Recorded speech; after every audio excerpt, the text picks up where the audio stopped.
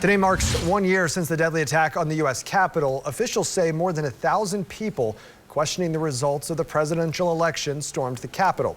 The group made it to the Senate floor, forcing police to evacuate lawmakers.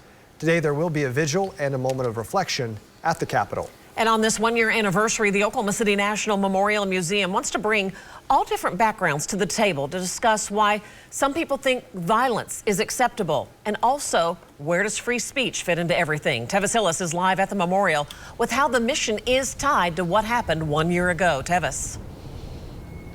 Robin, the people in charge of preserving this tribute to the Murrah bombing victims and survivors says the Capitol breach is why they had to continue to tell this story.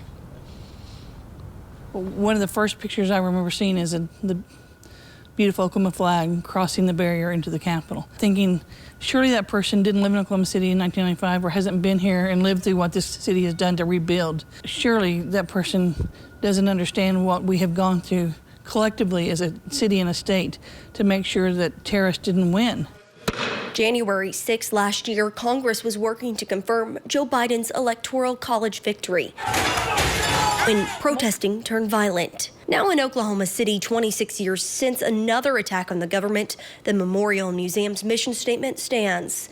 We can never stop instilling an understanding of the senselessness of violence, especially as a means of effecting government change. We feel responsible that we must bring people together, convene people, and have these hard discussions. Today, the memorial will hold a virtual conversation for anyone of all beliefs and backgrounds to discuss why people think violence is acceptable and exactly what free speech is.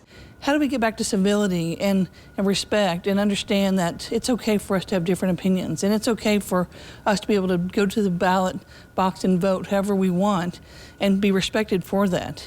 Pulling a truck up next to a federal building where people were going in and taking part in government or were working for the government is not the answer. Trying to overtake the Capitol and lives lost, not the answer. So what is the answer? Setting down, working through differences, figuring out how to get back to civility. And